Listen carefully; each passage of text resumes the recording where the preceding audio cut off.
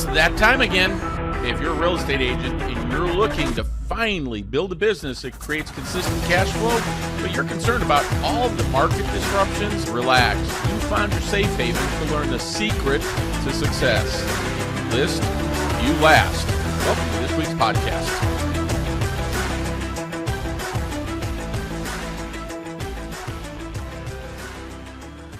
Hey, welcome, fellow listing agents. Bob Mangold, the listing coach, here with episode number 16 of the If You List You Last podcast. Now, this week we're going to get tactical. What do I mean by tactical? Well, I'm going to share with you how I teach our agents where to find listings locally so that it ensures that they're spending their money advertising and marketing in the right places. Well, what do I mean by the right places? Well, where are people actually selling? What if you had a subdivision that only had 3 sales a year and it's 500 homes and you're spending, call it $500 a month to market to that particular area? Well, the return on your investment is minimal if you captured 100% of the listings, right? So I'm going to show you how we do that today.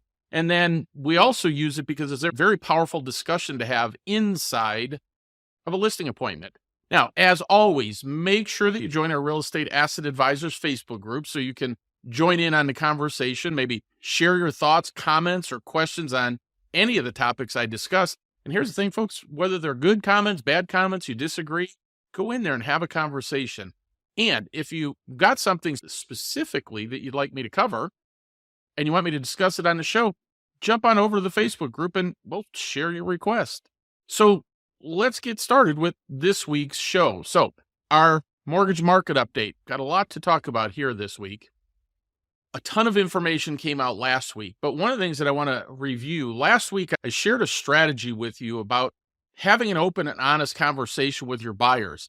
It was a great conversation that you could have on social media, whether it's Facebook Live, YouTube, Instagram, TikTok, you name it, guys. You want to have this conversation because there's just so much horrible, I'll say information, but it's really thought processes on the part of buyers right now around waiting until interest rates come down. And again, we talked about the flip side of that. When interest rates come down, folks, people are going to be flooding into the market. There's already a very limited inventory, which means, well, the price of the housing is going up. So it's far better for them to get in the market while we don't have that feverish activity going on and get them out there and get the house. Remember, they can always refinance a house, but when the price is going up, boy, you're locked in at that price. So it's just a great opportunity for you to get out there and start marketing. So I want to give you that as a reminder, mostly because I wanted to postpone what really went on last week. It was horrible for the mortgage market. Not just the mortgage market, but the interest rates associated with it. Now, both the PPI and CPI, Producer Price Index and Consumer Price Index, came in much, much higher than expected, which sparked more fear about inflation continuing higher. Because, well, team, it really is just verifying that inflation is higher. The consumer already knows it and feels it, right? Everything is costing more that we can't deny. And it's not just a little bit more. Food prices are up more than 23% in less than 2 years. Gas for your car, you know what's happened there. Interest on the credit cards, ridiculous, right? And then almost everything else. Now, one of the worst categories out of last week's report was auto insurance and insurance in general. Well, why is that? Well, because the auto thefts are at an all-time high. And the cost of insuring a business that's gone through all the retail theft and vandalism and things like that, it's just driven those prices higher. And what that does is it continues to fuel inflation. So I don't care where you sit politically, but I don't know how you could disagree that higher crime doesn't have an impact. And it, folks, it has an impact on mortgage rates because it's fueling massive inflation. And the consumer knows it. This isn't something that they're not aware of. And remember this, folks, while the rate of growth of inflation right now is a little bit over 3%, depending if you use the PPI or the CPI. It doesn't matter. What that really means, folks, is it's still going up, but that's on top of what's already increased. So if we look at food prices for 2 years, they're up 23%. Well, they're going to continue going up 3% a year. Well, just so you know, net earnings for employees is down. So the prices are going up and income is going down. Those are not good things to have happening now. So the question is, well, how does all that really impact mortgage rates? Well, it's pretty simple. If the Fed has to raise interest rates to fight inflation, the stock market goes down just like it did in 2022. And that's when you've seen the interest rate spike up to 8.25. It's just how it works, guys. When the market drops, mortgage companies, well, they're going to lose money when they issue loans while the market is down. When the prices of mortgage-backed securities drop, mortgage providers are generally going to increase interest rates. And that's just the way it is. So that's what we're going to see for the near term. Now, how long does that continue? I don't know. We're going to have to get a hold on inflation. There's no question about that. Because remember, while everybody's saying, well, it's going down, it doesn't matter. It went up so high. It's still going up. It's not deflation where prices came back. How many of you guys would love to have gas prices at 2019 or food prices at 2019? We all would. Well, in order to get there, we actually need to see some deflation. And until that happens, you're going to see interest rates hold where they're at, I would say, possibly even go up a little bit. So do me a favor, just make sure you're paying attention to the market so that you can provide your clients with great guidance and great advice. Make sense? All right, let's move into some tactical things today. What I'm going to do is I'm going to switch screens for you. Now, when we eventually have this edited, my video team will take and edit it. We'll put it on YouTube. So in the meantime, I'm going to describe to you what I'm sharing with you. So the theory is pretty simple, folks. If you're going to take and spend marketing and advertising dollars, whether that's Google pay-per-click or direct mail, doesn't matter what it is, shouldn't we target the areas that would provide us the highest likelihood of return? Well, what does that mean? Well, where's the most activity in a specific market? So I always use it by zip code. So I search by zip code. Could you do subdivisions? Or if you're in an area where you got a lot of small towns, could you do small towns? Sure. So it's whatever's appropriate for your market. But if you're not able to see this on YouTube, I have a column. The first column is zip code. What zip codes do you want to work in? Mostly geographic. Like, why work a zip code that could be 30 or 40 miles away from you? So in Phoenix, for example, if you live in the northwest side of Phoenix and you want to sell properties in the southeast side, that's like an hour and 30-minute drive away. Well, you don't want to be doing that. Don't you want to work like in your area? So you pick the zip codes that make the most amount of sense for you in terms of travel time, and then you've got to break them down and develop some more information. So the next column, so the first column is zip code. The second column is average or median sales price.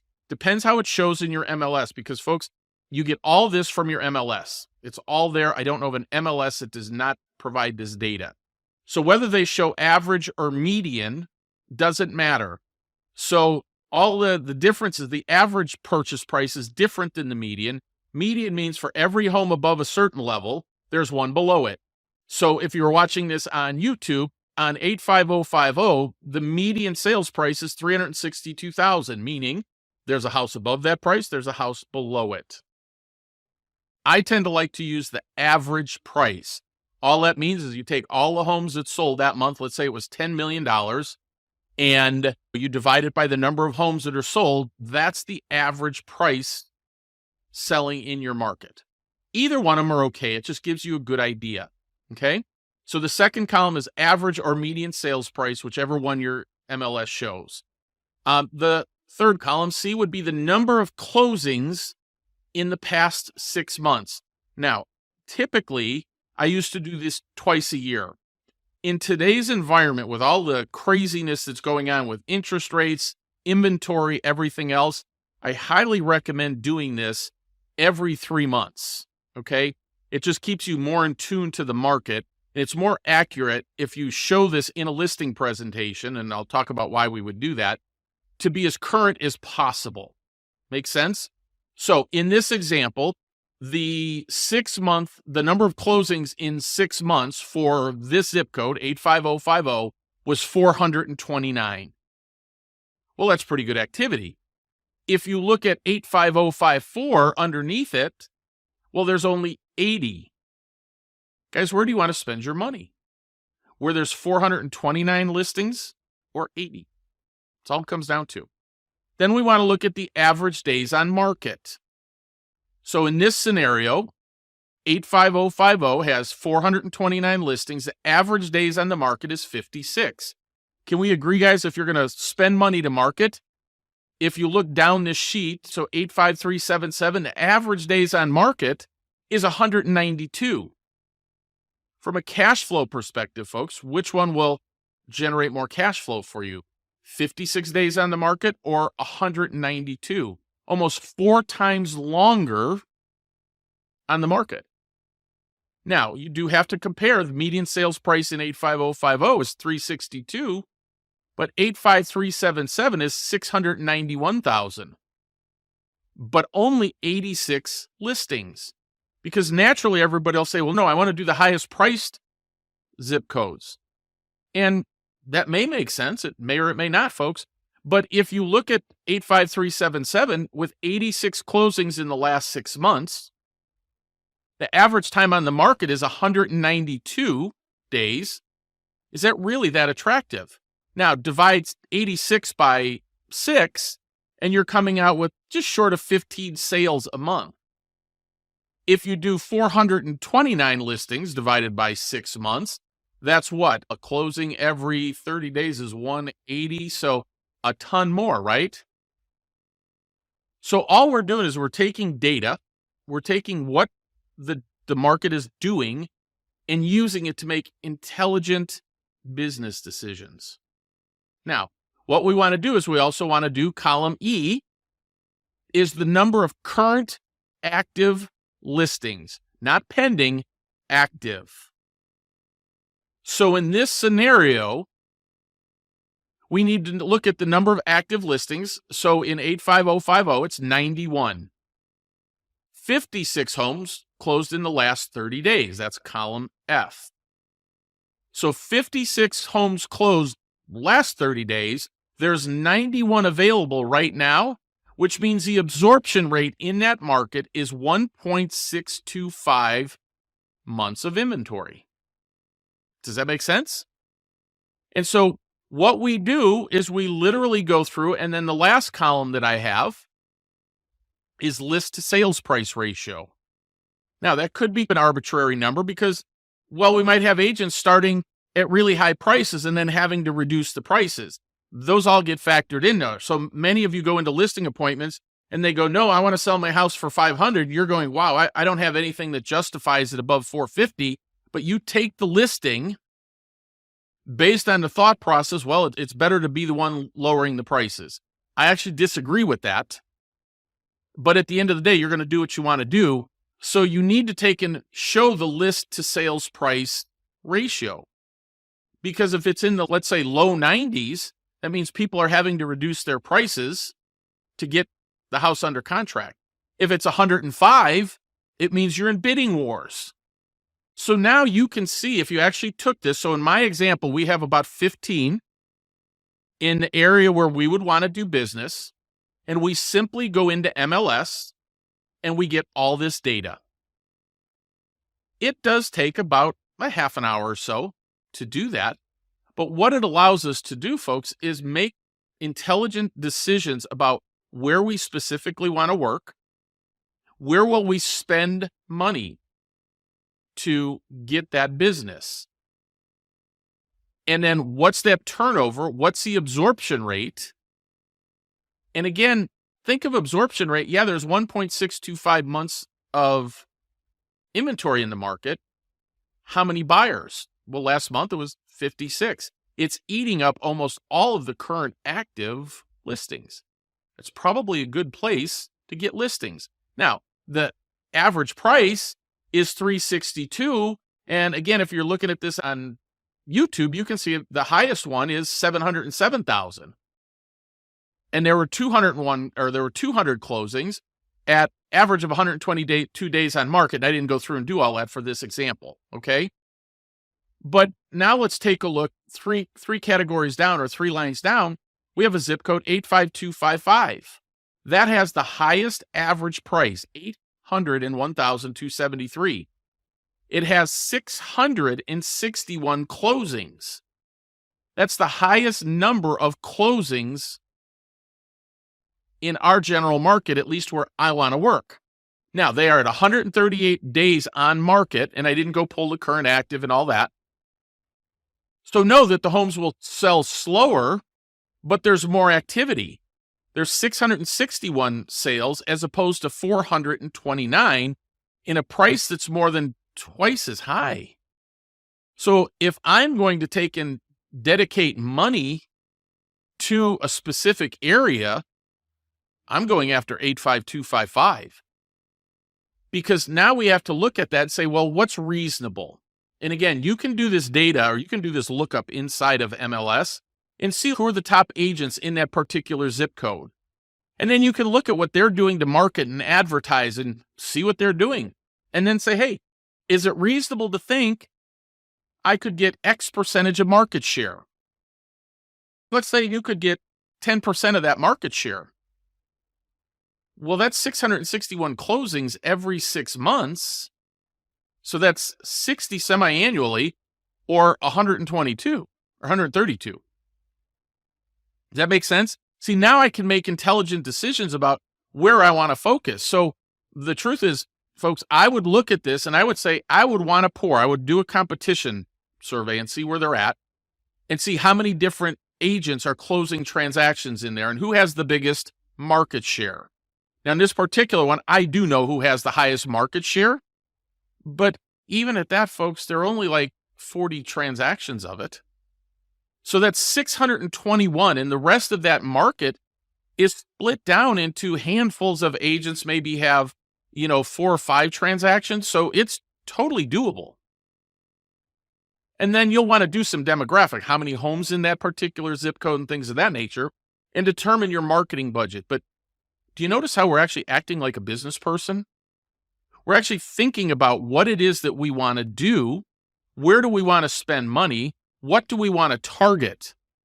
Maybe there's a subcategory inside of 85255. So let's call it seniors.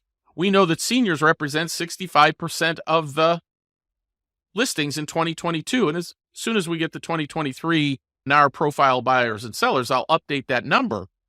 But now what if I go in and I went and did some research and found out that X percentage, call it 40% of 85255 is senior citizens, or maybe there's 350 people in that zip code, which I promise you is an easy number that it hit.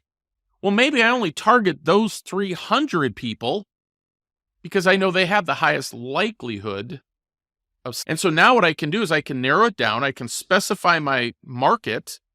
I can form a niche within that market to get market share.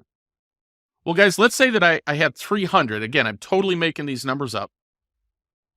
I built a database of 300 seniors that are pretty likely to sell over the next, call it, year or so. And I market heavily to them, and I get, well, let's say year 1, I get a 5% market share. Well, I got 15 listings I took. And let's say next year, I get 10% because I'm continually marketing to them. Well, now I've got a lot more, right? Now I've got 30 listings. And then I've got new people that come in. So now I'm creating a funnel where all I'm really doing is targeting on 300 people. But I know that in that particular zip code, there's a ton of activity and the average purchase price is twice as high as that other zip code. And it's got about roughly 25% more activity. Do you see how I can now make intelligent decisions? And now, instead of before, I might have been saying, hey, I'm going to target this subdivision and that subdivision, and there's 5,000 houses, and if I want to do direct mail, it's X dollars. Well, now I could say if I was actually willing to spend that amount of money, and I could zone in on, let's say, 300 people in a zip code where I know there's a whole lot more activity on, that would be a much better business decision, right? So I could stop spending money in all these other zip codes to target. Make sense? And so now I'm actually able to take and make true and real business decisions about what it is that I'm doing and be able to target my money, if you will, where I can make it manageable. Because let's be honest, guys, if you, let's say you had 5,000 homes in this area, so I can promise you in 85255, there's more than 1,000 or 2,000 homes. It's probably like 25,000. You're not going to be able to directly market to them. You might be able to do some things on Facebook and things like that, but you're not doing direct mail. You're not doing Google pay-per-click. It's really expensive, right? But what if you had a 300-person database and you were spending $1 or $2 a day on doing Facebook custom audience, and then you were doing direct mail to those 300 people, because 300 people on a 6x8 postcard is about $1.53. So you're going to spend about $450 a month to hit that 300 people. Then they're seeing you on Instagram and Facebook and etc. And then we have a few other strategies to make sure that we're in front of them. Do you see how we could pick up market share from the smaller segment of a zip code that's delivering higher prices and more activity? Now I can be very strategic in what it is that I'm doing, and I can spend a whole lot less money than what I would do otherwise. See, typically what real estate agents do is we think, hey, I have to cover this whole market. I have to cover the whole northeast quadrant of Maricopa County. Well, guys, you'd never have enough money to do it. I just promise you. And so all we're looking at is saying, hey, how do I take and segment down? Where's the most activity happening? And then make your decision from there. And so by taking and breaking these zip codes down and doing this, you'll be able to make great business decisions. The next benefit of doing something like this is in your listing presentation, you're actually going through this with people. So yeah, they only care about their particular zip code, but when they see that you analyze 15 or 20 of these, and folks, you don't even have to necessarily want to do those, but you go, now, one of the things that I do is I analyze the market every quarter, and I sit down and go through and look at where's the activity to figure out what's our best strategy. So in a market like, say, 85255, where we have 661 transactions, we don't need to be as aggressive on pricing that home to sell. We're going to get traffic and activity from it. But on a zip code where there's 80 transactions every 6 months, less than 15 a month, we're going to have to be a little bit more aggressive in what we're pricing. And you can see the average days on market for the 80 sales is 135. And it's 138 for your market, with the average price being 801. So we know that we have a higher price point. We have a lot more activity. So we don't have to be as aggressive in terms of pricing your home. And then you could show them your absorption rate. You could compare them. You could have a 5-minute conversation with people about this. Well, the reality is, folks, why are you really doing that? You're doing it to demonstrate your expertise. Because here's what I teach real estate asset advisors to say. When people go, well, you know what, I talked to this person, I talked to that person, and they seemed really knowledgeable. And it's like, what do you say to that?